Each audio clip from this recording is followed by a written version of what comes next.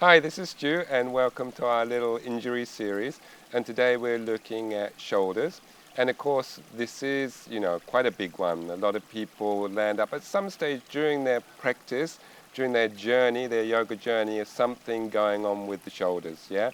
It's sometimes blamed on the repetition if you're in Ashtanga of the chaturanga or vinyasa sequence. But the shoulder, there's a hell of a lot going on. The shoulder is very mobile, It's not the same as the hip, yeah? We don't have the same expectations from the hip as we do for the shoulder. It's our interaction part with the environment. So it is inherently mobile, but because it's inherently mobile, there's a compromise, which means it's less stable than the hip. Well, because it's less stable, then it becomes more prone to injury, yeah? And because a lot of the muscles that are around the shoulder are used for not only movement, but also to stabilize, then quite often they've got those two jobs going on at the same time, and we can create issues with them when we haven't got particularly good technique, yeah? So a lot of the stuff I see is to do with either people experiencing pain at the front of the shoulder, localizing somewhere in this sort of area, yeah, or vocalizing sort of either between the scapula, so between your shoulder blade and the spine on one or both sides, or it might feel that it's tucked underneath the shoulder blade and sometimes radiates through to the front, and you might feel that you're getting the pain coming right through like somebody's poking you with a spear, yeah? So let's talk about how I view some of these have come about and what you can do about them. The pain at the front, yeah? Not all pain at the front has to be coming from the front, yeah? An issue at the front. It can be radiated through from the back, yeah? We'll deal with particular pain issues at the front first of all, shall we say. It can be localized around about sort of here, something to do with the bicep tendon, yeah? It's difficult to see that happening through yoga so much as far as I look at things, because we don't really use the biceps very much during the practice. It's fairly much triceps that we're using a lot of the time. Maybe another series we'll look at how things actually work, but if you're questioning this already when you're thinking about the going down in chaturanga, it's actually triceps, but it's an eccentric movement, but we'd need more time to actually explain that. So from my point of view, we don't use the biceps a lot, but it does actually happen, and you can get some inflammation of the tendon here, yeah? One of the ways to think about it is if I hold my wrist and I try and pull my this arm towards my shoulder, is it hurting, yeah? Or if I'm here and I'm trying to pull my elbow up towards parallel with the ground, is it hurting here? If it isn't, we can probably rule out the bicep tendon, yeah? Because we're contracting the muscle, but we're not receiving any pain, so the chances are it's coming from somewhere else.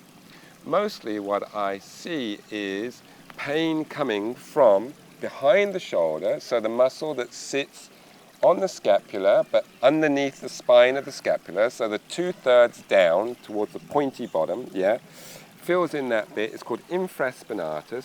It's a lateral rotator of the shoulder, so its job is to do this. It takes the shoulder out. Well, we have many more muscles and much bigger muscles trying to turn the shoulder in. We have the pec major, we have the latissimus dorsi, we have subscapularis, which is part of the rotator cuff, and we have teres major, all trying to rotate the shoulder inwards if they get tight, yeah? Plus we have our work on the computers and all this sort of stuff, so there's a tendency for a shortening of the front of the body, a lengthening of the back of the body, and infraspinatus is one of those muscles whose job it is to try and balance things out. Add to that the fact that we spend a lot of time in yoga telling people to externally rotate the shoulders out, rotate the lower arms in, and so you've got this constant trying to roll out the shoulders. And what I think happens a lot of the time is that infraspinatus gets overworked, yeah?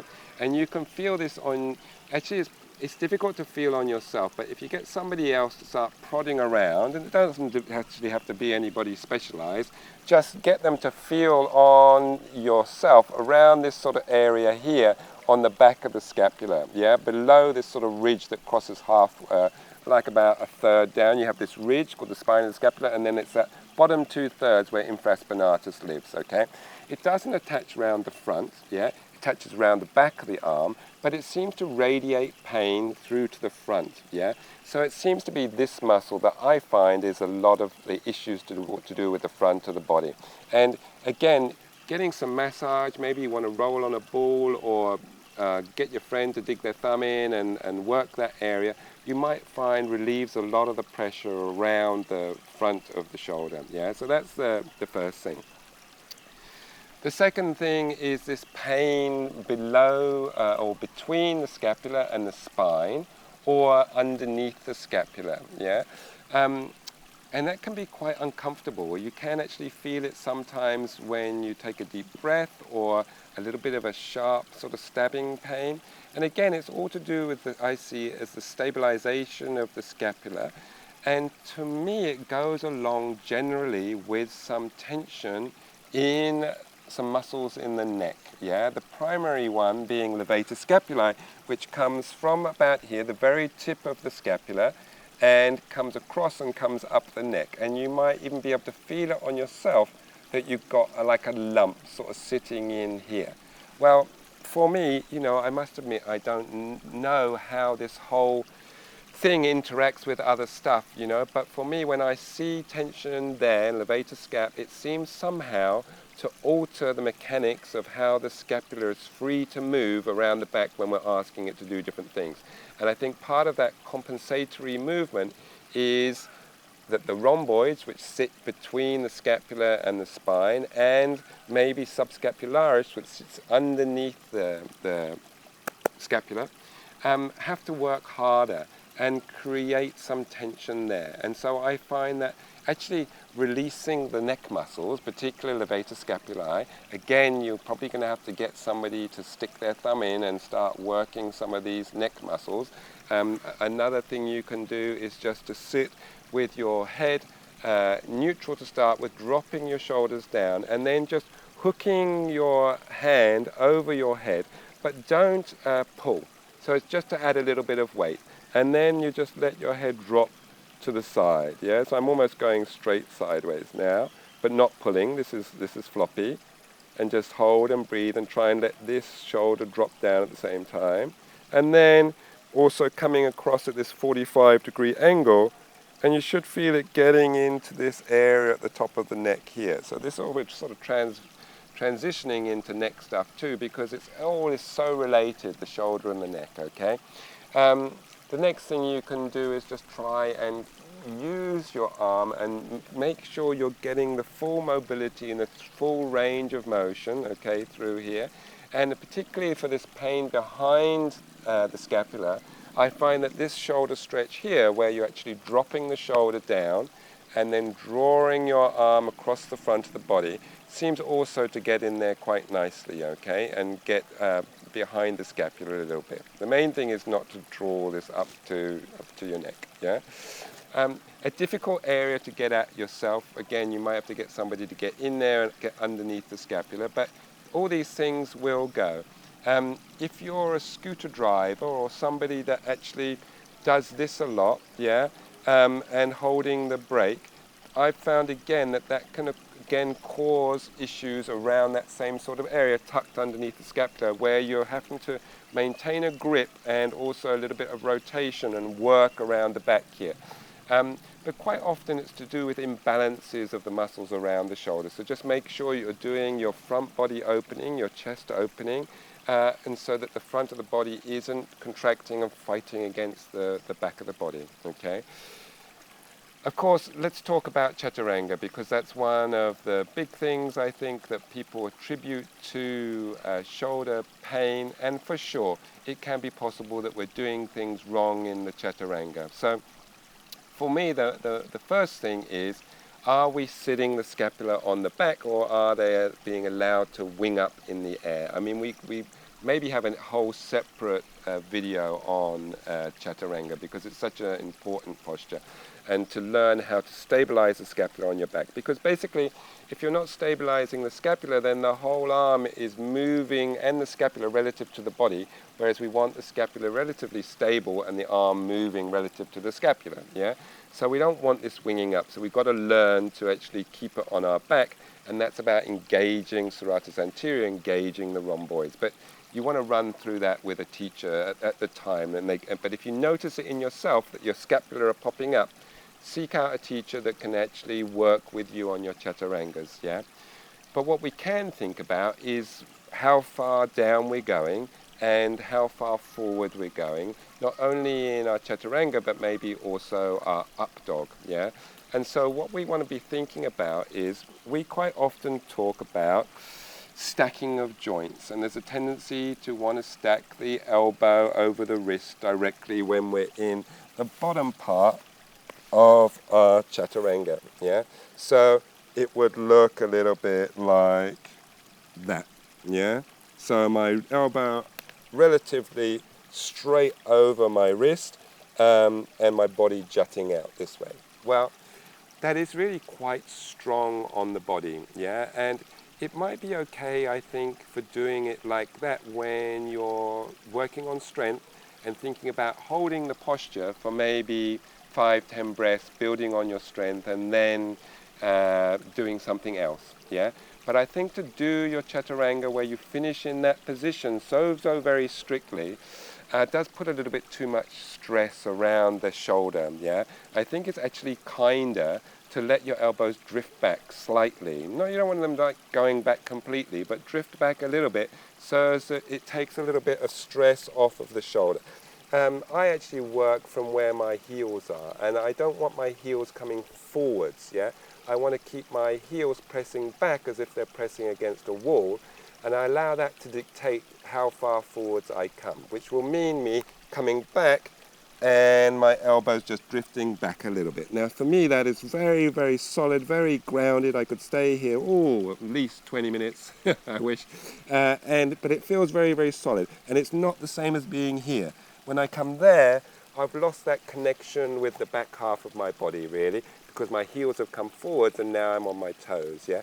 So if you don't do that, just have a go, and you can even try at home with your heels against the wall, and try and do your chaturanga, keeping your heels on the wall, and see how that feels. I think you'll feel a lot more stable, yeah? The next thing is, how far down do we go? Do we come all the way down here? Yeah, so almost grazing the ground, or are we nose diving down? Yeah, all those sorts of things put extra stress around the shoulder. I don't think you need to really go down any more than parallel to the ground, yeah, which will be a little bit lower if you're letting your elbows drift back slightly, yeah. So don't go down too far, but I would also say don't be afraid to go down either, because I've seen in recent years, because of a little bit of fright to do with chaturanga, people doing a chaturanga like this, and then they're on their way up, yeah, because they're afraid of going down too low. Well, you know, we talk in the yoga about working on strength as well as range of motion. This is an ideal time to work on strength, is to do a really nice chaturanga, yeah? So the other key is to work slowly. Yeah, don't rush down, yeah? Work controlled, keep it nice and tight, and come down nice and slow. If you're jumping to the bottom position, yeah, I can't do it because I'm wired in, otherwise I'd show you, but if you are from standing, say jumping and landing at the bottom here, yeah, again, you really need to be slowing that down as you're in the air and controlling it rather than landing with this sort of thing going on. Not only for your low back, but also for your shoulders, because again, they don't want to be suddenly taking up the strain, okay?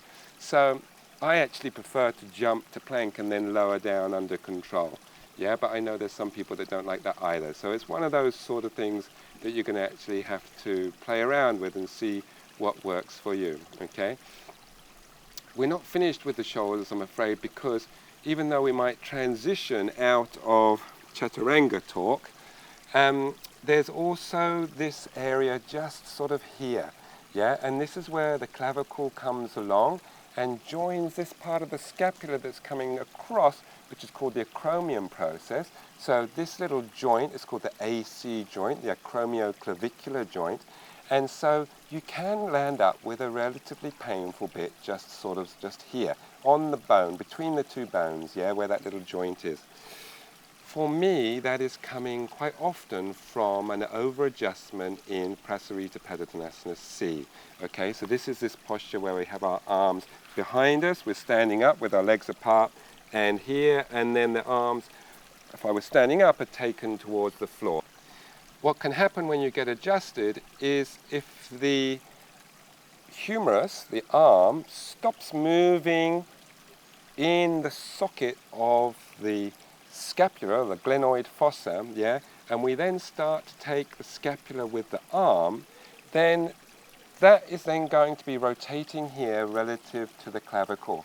And I think this is what actually causes some irritation here, because we're levering this whole shoulder joint complex relative to the clavicle, yeah?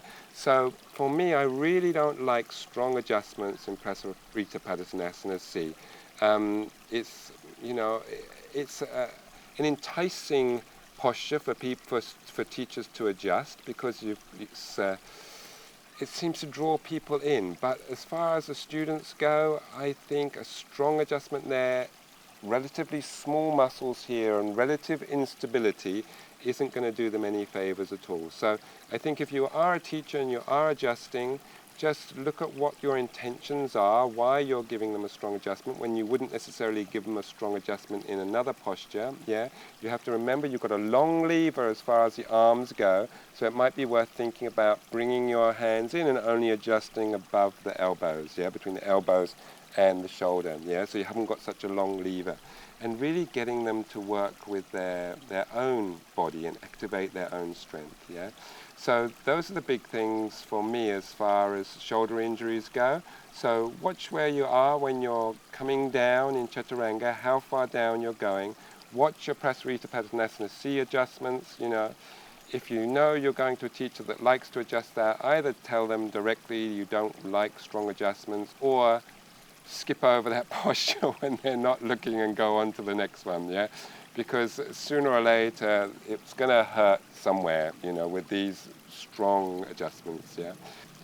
Okay, so my idea is that if you watch these videos more than once, then subconsciously this information is going to go into your head, and you won't need to be on the mat all the time thinking about, okay, am I doing this, am I doing that, am I doing this, which you want to be thinking a little bit about just at the initial, and then get back into your flow again. So try and look at these things, pick out the key points that relative to your particular practice, and then reinforce it, and then get on and get on with your flow. And let's see how that works for you.